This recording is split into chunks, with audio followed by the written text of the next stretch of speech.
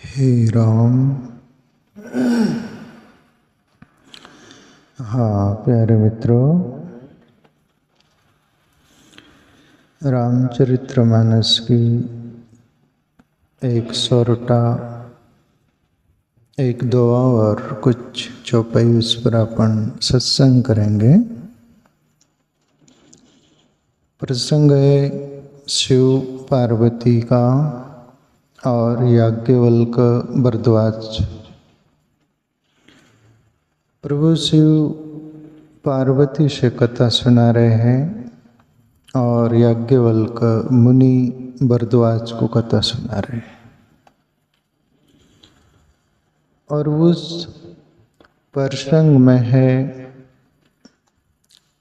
मनु और शत्रुपा की कुछ बातें, जीवन उपयोगी जो हमारे भी जीवन में काम आ सके। मनु और शत्रुपा ग्रस्त जीवन में रहते हुए 3/3 जीवन बीत गया है, 1/3 रह गया और मनु को वैराग्य हुआ। शत्रुपा उनकी पत्नी थी, वो भी दोनों पति पत्नी को, पर शिव जी बोल रहे पार्वती से,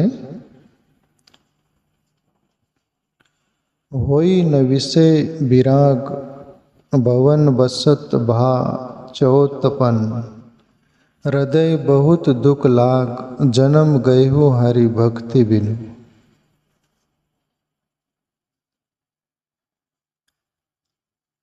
तीन तिहाई जीवन बीत गया है और मनु को वैराग्य हुआ। बोल रहे कि 3/3 जीवन बीत गया। होई न विषय विराग, मनु हो शत्रुपा हो कि हम साधारण जगत के ग्रस्त लोग हो, कोई भी हो, ये सभी का अनुभव है। करीब करीब हम भवन यानी घर में रहते हुए विषयों से मन नहीं उबता, विषयों के अंतर्गत जीवन ग्रसित रहता है, उसमें हम जीते रहते हैं। अभी मनु राजा का 3/3 जीवन बीत गया, फिर भी विषयों से ऊपर जीवन नहीं उठा। पर इतना भी धनभागी लोग थे वो कि उनको तो भी समझता था कि अपना 3/3 जीवन बीत गया, 1/3 रह गया। जैसे 100 साल जीते हैं तो 75 वर्ष बीत गए, 25 वर्ष रह गए, ऐसा।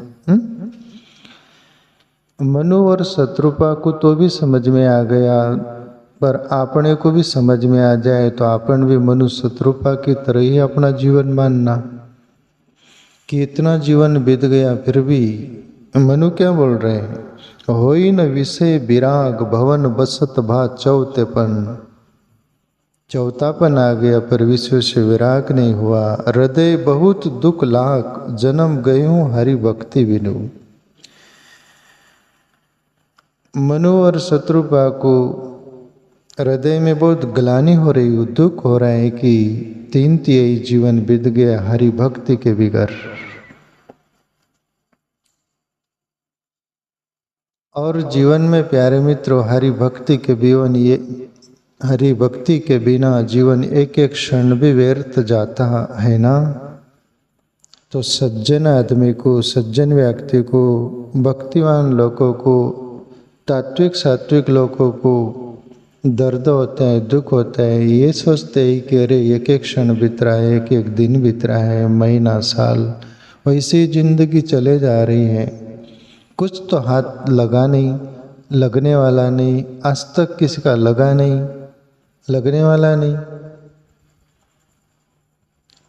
अपन सबका अनुभव है कि नहीं, प्रतिदिन अपन जीते हैं तो ऐसा लगता है कि नहीं आज पूरा नहीं हुआ कल हो जाएगा।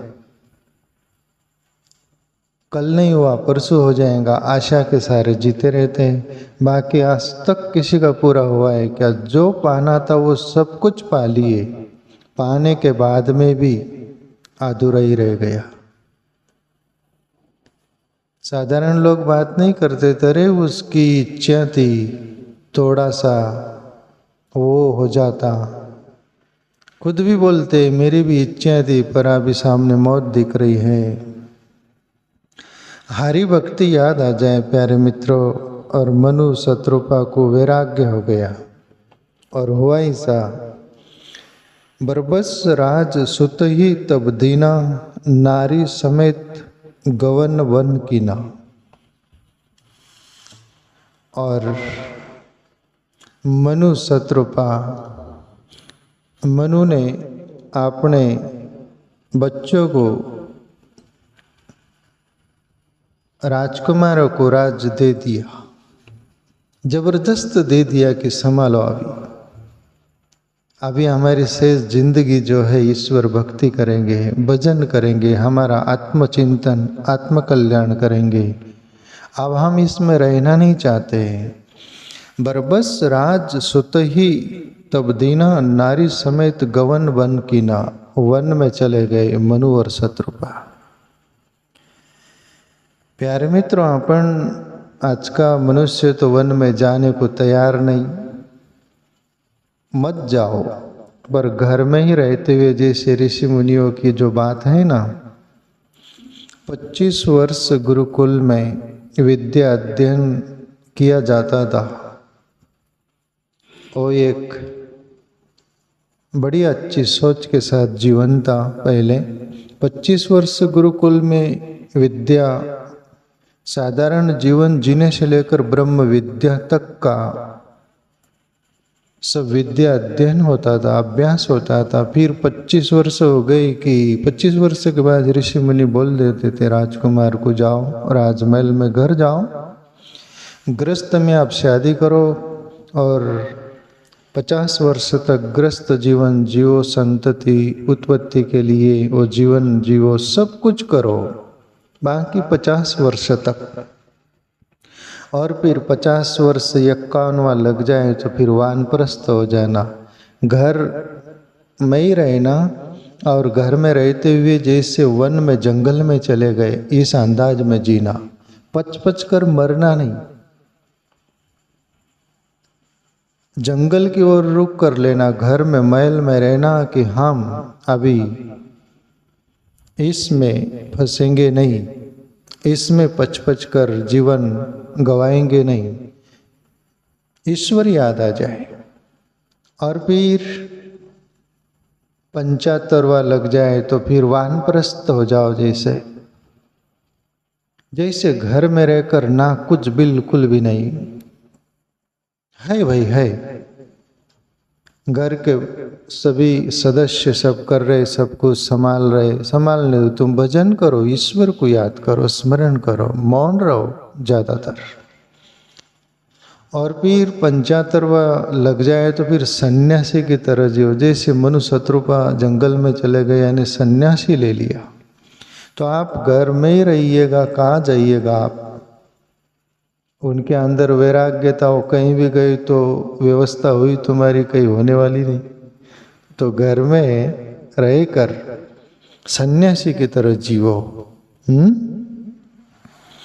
और फिर मनु शत्रुपा जंगल में चले जाते, 12 अक्षर मंत्र पुनि जप ही सहित अनुराग, वासुदेव पद पंकरुह, दंपति मन अति लाग। दोनों पति पत्नी के मन में वैराग्य है और ईश्वर के प्रति प्रेम, एक ऐसा लगाव हृदय से जैसे मन लग गया, बुद्धि लग गई, चित्त लग गई, और ईश्वर के अलावा आप कुछ नहीं दिखता, बस यही जीवन है। सभी तरह जो लगाव था खत्म करके ईश्वर में लगा दिया।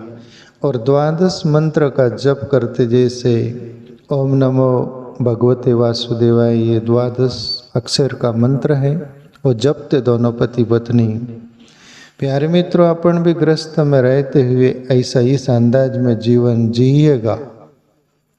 ईश्वर भजन करो, कोई भी गुरु मंत्र मिला न मिला, तुमको जो रुचा सब नाम उसके ही है। नाम जपते हुए धीरे धीरे अंतरंग मन हो जाए, बुद्धि हो जाए, चित्त हो जाए और ध्यान में प्रवेश हो जाए, और फिर वो सन्यासी उत्तम जीवन।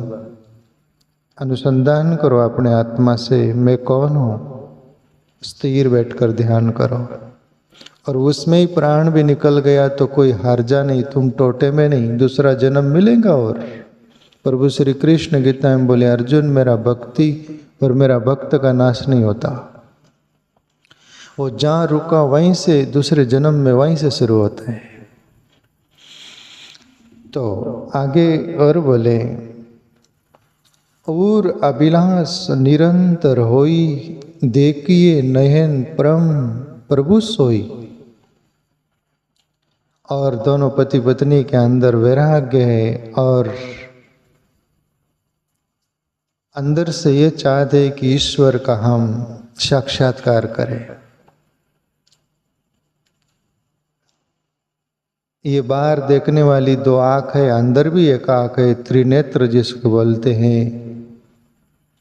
वो तो ऋषि मुनियों की तरह ही चिंतन कर रहे हैं, आगे सब बात आएंगी। और कोई भी साधक भक्त भजन करता है, वैराग्य आता है, त्याग आता है, तो बस यही चाहता है कि प्रभु तू कैसा है,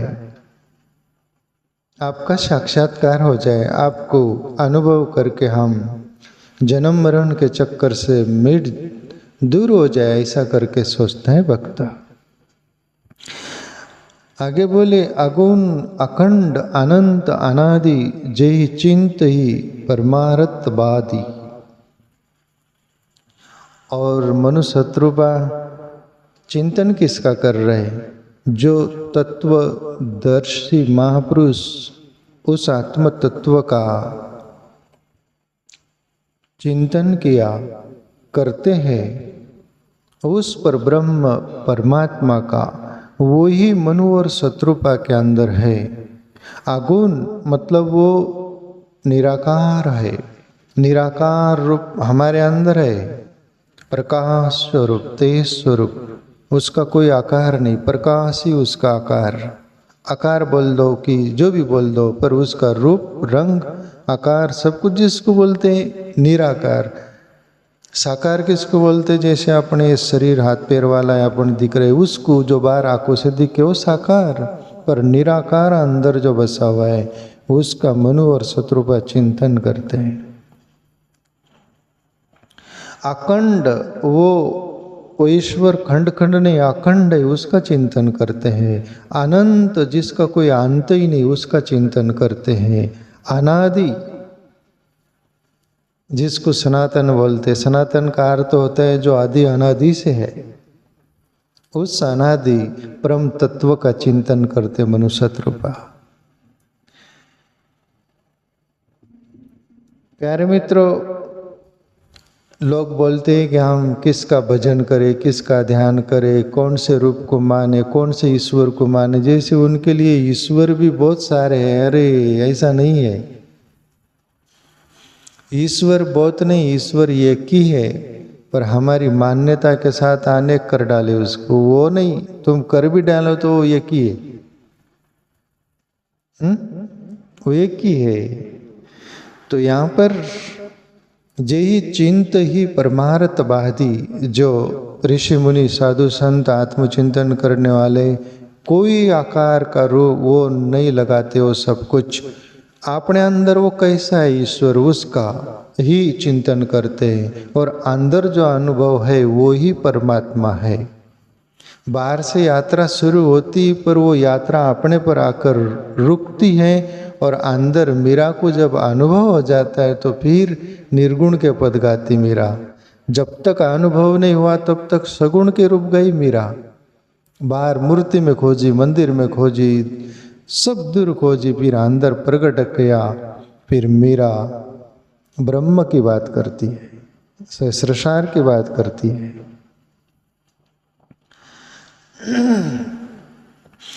अभी शिव जी बोल रहे हैं पार्वती से, पार्वती वो परब्रह्म परमात्मा कैसा है।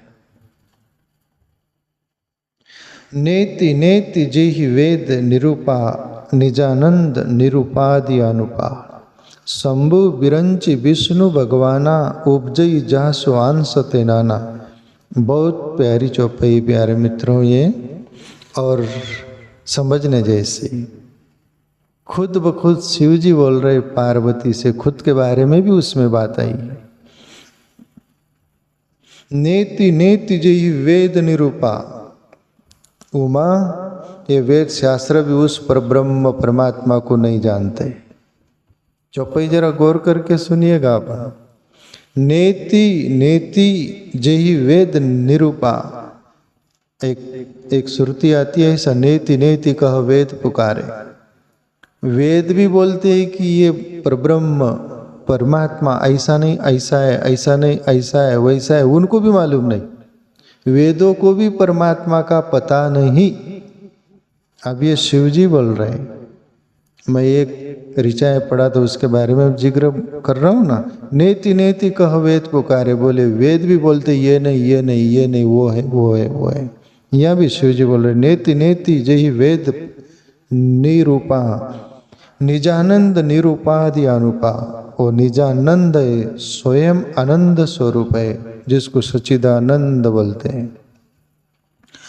उसको कहीं से आनंद लाना नहीं पड़ता, वो आनंद का कंद है, सतचित आनंद है उमा। वो निजानंद है, निरुपाधि, कोई उपाधि से रहित है वो। अनुपा, वो अनुपम है वो। और है उमा उस पर ब्रह्म परमात्मा से शंभु बिरंची विष्णु भगवाना उपजई जासु अंशते नाना। उस पर ब्रह्म परमात्मा से शिव जी भी पैदा होता है। बोले शंभु यानी शिव जी, बिरंची यानी ब्रह्मा, विष्णु यानी विष्णु। ये तीनों उस पर ब्रह्म परमात्मा के एक अंश रूप लेकर आते हैं। और मैं योग वशिष्ठ रामायण में पढ़ा था प्यारे मित्रों। वशिष्ठ मुनि बोले, राम को मैं बहुत जिक्र करते रहता हूँ। ये वशिष्ठ बोले, हे राम तेरे जैसे राम उस पर ब्रह्म परमात्मा की ये किरण से अवतार लेते हैं या जन्म लेते हैं या आते हैं या पैदा होते हैं। उस पर ब्रह्म परमात्मा से तेरे जैसे राम, तुम इस पृथ्वी पर एक ही राम नहीं हो, ये ब्रह्मांड में अनंत राम है तेरे जैसे।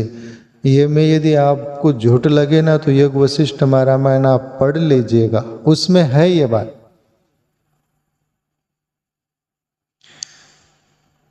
हे राम और पर ब्रह्म परमात्मा से एक अंश से किरण से तुम्हारे जैसे राम पैदा होते हैं। शिव जी भी बोल रही है, झूठ नहीं।